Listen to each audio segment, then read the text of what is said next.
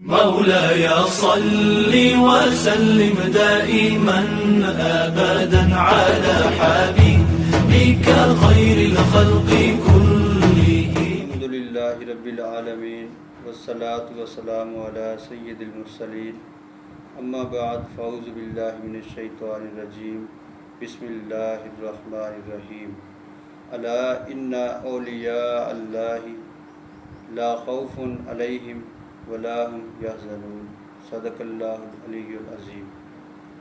مولاي صل وسلم دائما ابدا علی حبیبک خیر الخلق کلہم. اللہ تبارک و تعالیٰ کے حضور حمد و ثنا اور حضور نبی کریم صلی اللہ علیہ وآلہ وسلم کی بارگاہ میں ہدیہ نعت پیش کرنے کے بعد آج ہم بصیرت العلم کے تحت ایک نئے پروگرام کا آغاز کر رہے ہیں، جس کا نام ہم نے رکھا ہے بصیرت التصوف. تصوف سے مراد یعنی کہ اولیاء صالحین کا طریقہ. اللہ تبارک و تعالیٰ نے ارشاد فرمایا الا ان اولیاء اللہ، الا خبردار، ان بے شک، اولیاء اللہ، اللہ کے خاص مقرب بندے اور دوست، لا خوف علیہم، ان پر نہ کوئی خوف ہوگا، ولا هم یحزنون، اور نہ وہ غمزدہ ہوں گے. اللہ تبارک و تعالیٰ نے اپنے اولیاء صالحین اور خاص مقرب بندوں کے لیے دو انعامات کا ذکر فرمایا. ایک تو نہ ان کو کوئی خوف ہوگا اور نہ وہ غمزدہ ہوں گے، یعنی کہ روز محشر اولیاء صالحین کو اللہ تبارک و تعالیٰ نے دو انعامات کی بشارت دی ہے، نہ ان کو کوئی خوف ہوگا اور نہ وہ غمزدہ ہوں گے. اب یہ انعامات اللہ تبارک و تعالیٰ نے ان کو جو عطا فرمائے، جن کی بشارت دی، تو کس طرح سے ان کو یہ مقام و مرتبہ حاصل ہوا. تو چار اوصاف بیان کیے گئے ہیں. نمبر 1 معرفت الہی، نمبر 2 خشیت الہی، نمبر 3 محبت الہی، اور نمبر 4 رضا الہی. یہ وہ چار اوصاف ہیں جو اولیاء صالحین میں پائے جاتے ہیں، جس کی بنا پر ان کو اللہ تبارک و تعالیٰ نے اپنے انعامات سے نوازا ہے. اب یہ چار اوصاف کیسے اولیاء صالحین میں آتے ہیں؟ اب اس کے آگے 6 طریقے ہیں. جو پہلا طریقہ ہے وہ ہے الصوف، یعنی کہ اونی لباس. اس سے مراد یہ ہے کہ اولیاء صالحین اونی لباس زیب تن کرتے تھے. ان کا مقصد کیا تھا، وہ کس لیے یہ اونی لباس زیب تن کرتے تھے؟ ارشاد باری تعالیٰ ہے ان النفس لامارۃ بالسوء. اللہ تبارک و تعالیٰ نے اپنے بندوں کو حکم دیا کہ نفس امارہ کو برائی سے دور رکھو. تو اللہ تبارک و تعالیٰ کے اس حکم کی پیروی کرتے ہوئے اولیاء صالحین اونی لباس زیب تن کرتے اور گوشہ نشین ہو جایا کرتے تھے، تاکہ اللہ تبارک و تعالیٰ کی عبادت و ریاضت میں مشغول ہو سکیں اور خشوع و خضوع کے ساتھ اللہ کے احکامات کی پیروی کر سکیں. اب دوسرا طریقہ جو ہے وہ ہے الصفو، یعنی کہ محبت. یہاں محبت سے مراد اللہ تبارک و تعالیٰ سے محبت اور اس کے رسول صلی اللہ علیہ وآلہ وسلم سے محبت مراد ہے. اللہ تبارک و تعالیٰ نے ارشاد فرمایا اشد حب للہ، یعنی کہ اللہ تبارک و تعالیٰ سے آخری حد تک محبت کی جائے، ان کے فنا فی اللہ جو اولیاء صالحین کا وصف ہے۔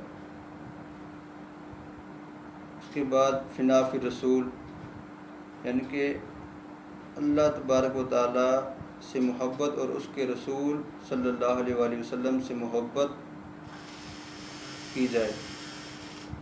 حضور نبی کریم صلی اللہ علیہ وآلہ وسلم نے فرمایا کوئی شخص اس وقت تک مومن نہیں ہو سکتا جب تک اپنے والدین، اپنی اولاد، اپنی جان اور دنیا کے سب لوگوں سے بڑھ کر حضور نبی کریم صلی اللہ علیہ وآلہ وسلم سے محبت کرے۔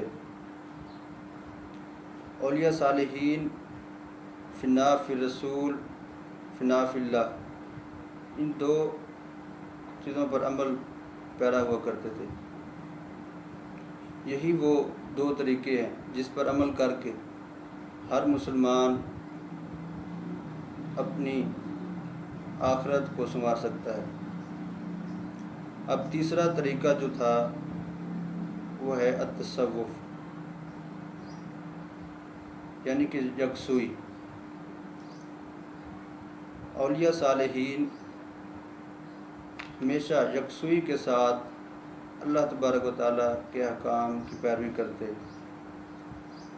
ان کا خشوع و خضوع کا عالم یہ ہوتا کہ وہ ہمیشہ جب بھی اللہ کے سامنے، اللہ کی بارگاہ میں کھڑے ہوتے، اللہ کے حضور جب بھی عبادت کے لیے کھڑے ہوتے، تو ان کا تصور یہ ہوتا کہ وہ اللہ تبارک و تعالیٰ کی عظیم ذات کے سامنے حاضر ہیں۔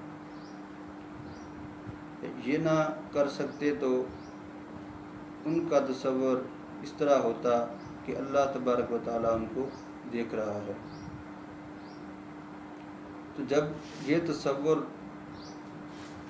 انسان کے اندر پیدا ہو جائے کہ اللہ تبارک و تعالیٰ دیکھ رہا ہے، تو خشوع و خضوع کا جو عالم ہوتا ہے، جو عبادت میں لذت کا عالم ہوتا ہے، وہ دوبالا ہو جاتا ہے۔ اولیاء صالحین ہمیشہ اسی خشوع و خضوع کے پیکر رہے کہ جب وہ اللہ کے حضور کھڑے ہوتے تو دنیا و ما فیہا سے کنارہ کش ہو جاتے اور اب اللہ تبارک و تعالیٰ کی عبادت میں مصروف ہو جاتے، مگن ہو جاتے۔ اب چوتھا طریقہ جو ہے وہ ہے الصفا، یعنی کہ صفائی ستھرائی۔ اس سے مراد یہ ہے کہ ظاہری اور باطنی طور پر اپنے دل کو صاف رکھا جائے۔ تو اولیاء صالحین اس معاملے میں ہمیشہ امن، محبت اور پیار کا درس دیا کرتے تھے، اور وہ اخلاق حسنہ کے پیکر ہوا کرتے تھے، یعنی کہ محبت، پیار، امن کا درس دیا کرتے تھے، اور اخلاق سیئہ کو اپنی زندگیوں سے نکال پھینکتے تھے۔ جب انسان ظاہری اور باطنی طور پر اپنے دل کو صاف کر لیتا ہے، گناہوں سے پاک کر لیتا ہے، حسد، کینہ، بغض کو دور رکھتا ہے، تو تب ہی عبادت میں بھی خشوع و خضوع پیدا ہوتا ہے۔ تو گویا کہ یہ صفت بھی، یہ اوصاف بھی اولیاء صالحین میں پائے گئے کہ وہ ہمیشہ اخلاق حسنہ کی پیکر رہے۔ اب پانچواں طریقہ جو ہے وہ ہے الصفا۔ صفا سے مراد اصحاب صفا ہیں۔ نبی کریم صلی اللہ علیہ وآلہ وسلم کے دور میں چند صحابہ کرام مسجد نبوی میں ایک مقام پر جمع ہو جایا کرتے اور اللہ تبارک و تعالیٰ کی رضا حاصل کرنے کے لیے، خوشنودی حاصل کرنے کے لیے علم دین حاصل کیا کرتے، اور وہ اس طرح مگن ہو جاتے کہ ان کو دنیا کی کوئی خبر نہ ہوتی، اور وہ اللہ تبارک و تعالیٰ کے دین کی سربلندی کے لیے ہمیشہ وہیں رہ کر دین کی اشاعت و تبلیغ میں مصروف رہتے۔ تو اولیاء صالحین بھی صحابہ کرام کی اس سنت کو زندہ رکھتے اور ہمیشہ گوشہ نشینی اختیار کرتے، دنیا سے کنارہ کشی کر کے اللہ تبارک و تعالیٰ کی بندگی اور اطاعت کے لیے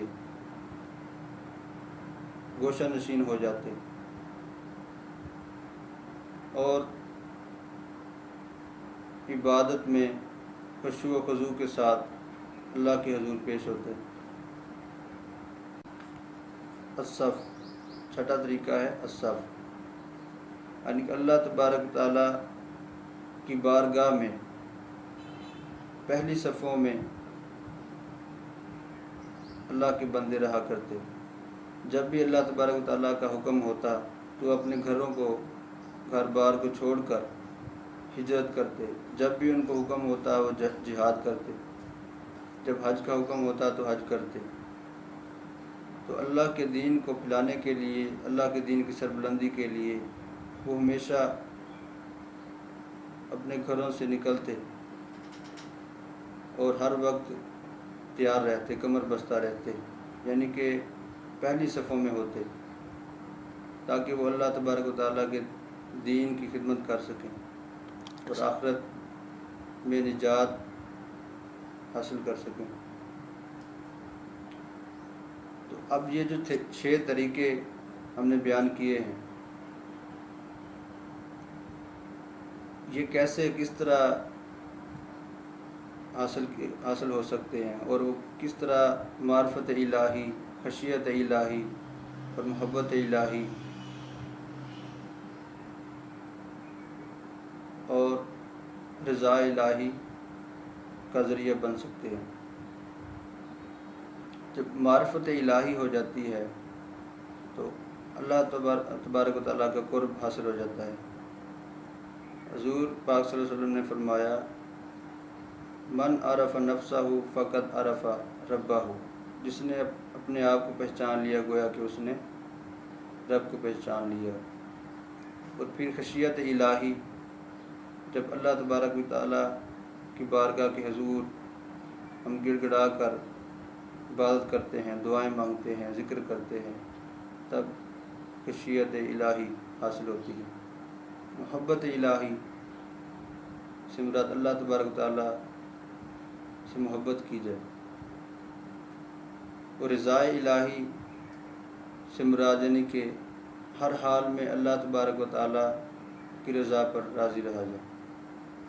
جب یہ 4 اوصاف اکٹھے ہو جاتے ہیں، انسان کے اندر آ جاتے ہیں، جو کہ اولیاء صالحین کے اوصاف ہیں، تو پھر اللہ تبارک و تعالیٰ اپنے خاص مقرب بندوں کے لیے انعامات کی بشارت دیتے ہیں کہ نہ ان کو کوئی خوف ہوگا اور نہ وہ غمزدہ ہوں گے۔